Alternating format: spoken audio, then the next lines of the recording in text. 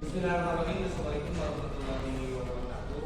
Waalaikumsalam warahmatullahi wabarakatuh. Salam dan bahagia buat guru-guruan khususnya yang sudah tarawih. Mohon maaf sebelumnya mungkin telah mengganggu aktivitas belajarnya.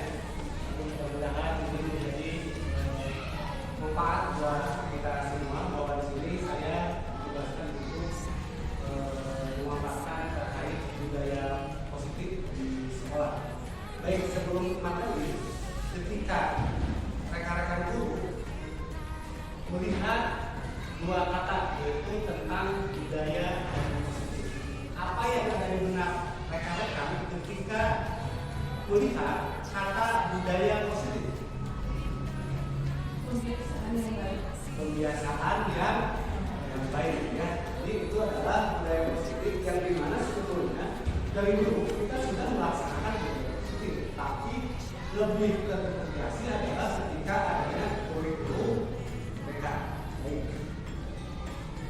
Nah, di sini budaya positif adalah budaya yang merupakan sebuah perwujudan dari nilai-nilai atau keyakinan secara universal yang ini yang biasanya kita lihat, kita dapatkan ketika waktu ya kamu di misalnya ya sampai ke pengalaman kita pengalaman.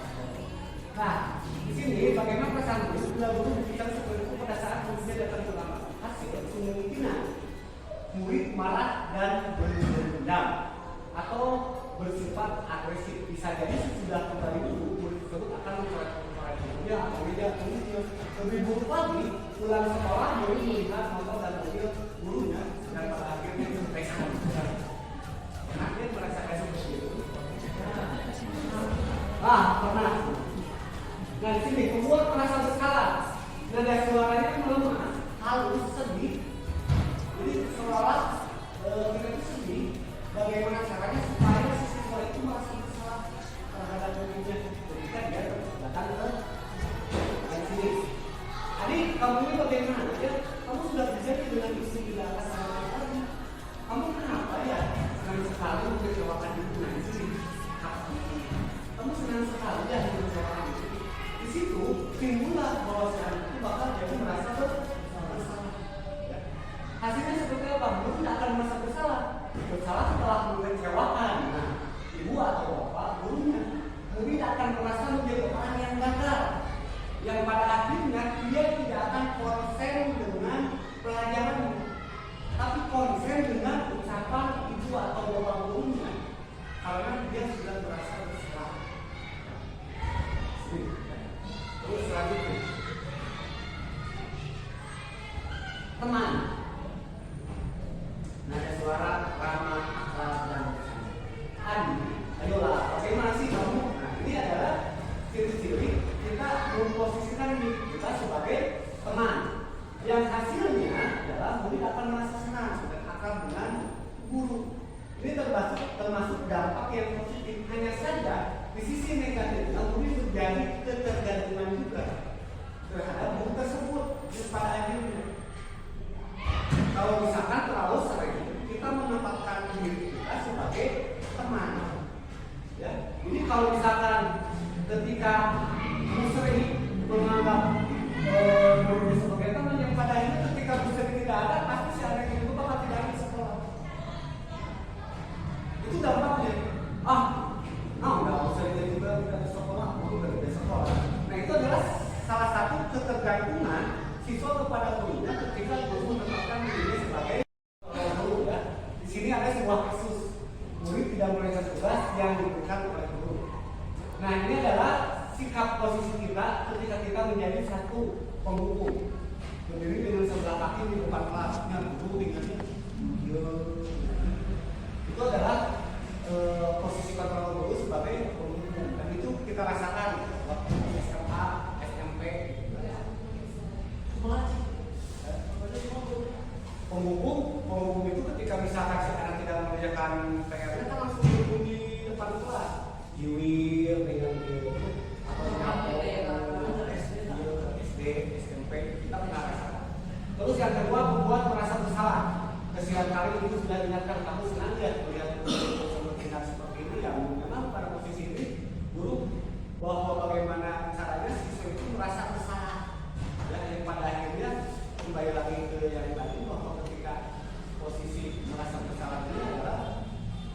si anak itu bakal tidak akan konsentrasi terhadap dirinya, tapi terhadap guru yang memang pada dasarnya seolah-olah si guru itu bakal dapat hukuman juga dari kepala sekolah gara-gara si siswa tersebut.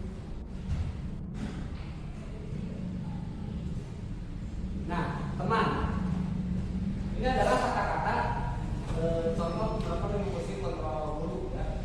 Ayo dong kamu kerjakan tugasnya, nanti kalau sudah selesai kita main game. Wah, ini biasanya sok-sok dari siswa diajak main game, bisa dia. Terus yang selanjutnya adalah memantau. Kamu sudah melakukan kesalahan dan sudah mengetahui konsekuensinya. Sekarang selesaikan dan segera mengingatkan. Ya.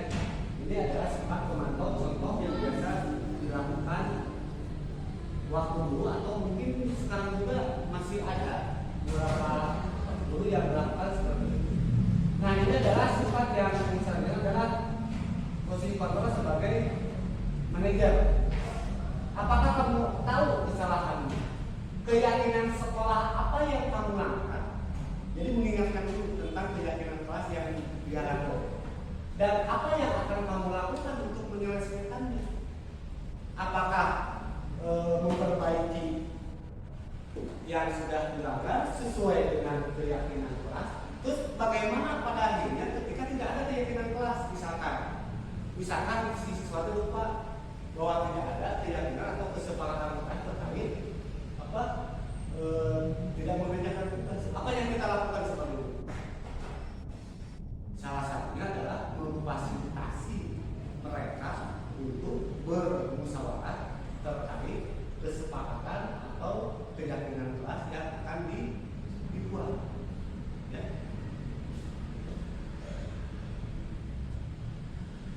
Nah, coba posisi kontrol apakah? Saya kecewa sekali dengan kamu. Nah, apakah penipu? Apakah pembuat masalah? Saya kecewa sekali. Saya kecewa. Membuat merasa bersalah. Ya. Oke, selanjutnya next. Kamu tidak pernah benar melakukannya. Sekarang training.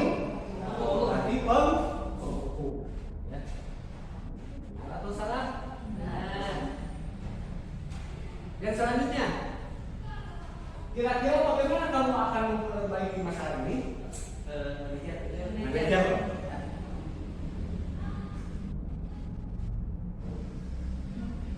Yang ini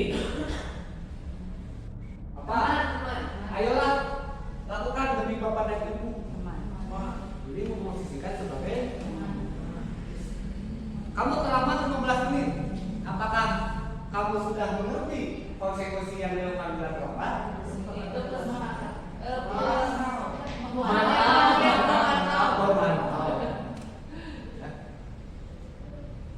Nah, setelah kita mengetahui terkait tentang budaya positif, proses kontrol kita sebagai guru, sekarang yang selanjutnya adalah tentang keyakinan kelas. Keyakinan kelas merupakan kesepakatan kelas. Ya, kembali lagi ke tadi bahwa keyakinan kelas atau kesepakatan kelas adalah yang diyakini bersama guru dan murid dengan harapan dapat meningkatkan kedisiplinan murid. Keyakinan kelas berupa pernyataan universal dibuat dalam bentuk positif dan bersifat abstrak. Ya, keyakinan kelas sebenarnya tidak terlalu banyak sehingga mudah dilihat dan dipahami. Nah, di sini adalah contoh-contoh terkait tentang kesempatan kelas. Ya. Belajar, senang melakukan apa di situ banyak. Ya. Tapi pada intinya keyakinan kelas ini bukan dibuat oleh kita, tapi disepakati oleh siswa. Jadi biasanya keyakinan kelas ini muncul ketika kita baru masuk pelajaran baru.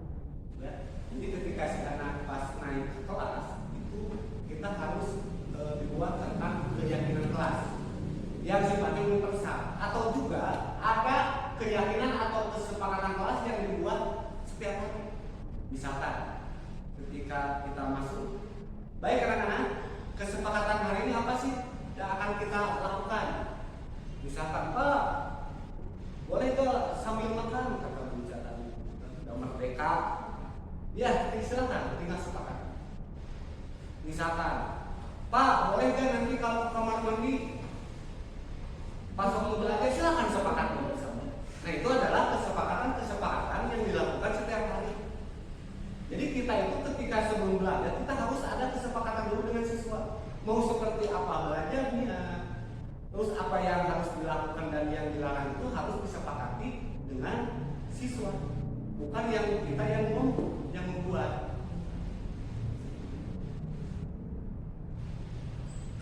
Nah ini segitiga restitusi ya adalah sebuah proses dialog yang dijalankan guru atau orang tua agar dapat menghasilkan murid yang mendidik dan bertanggung jawab. Di sini adalah yang pertama menstabilkan identitas, yang kedua adalah validasi tindakan yang salah, yang ketiga menanyakan keyakinan. Biasanya ini dilakukan ketika kita memposisikan kita sebagai manajer, ya.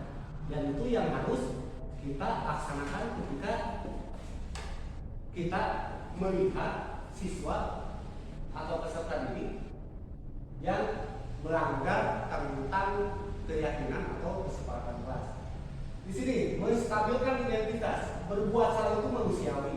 Ini adalah kata-kata yang harus kita lakukan atau kita lontarkan kepada siswa ketika kita sebagai manajer.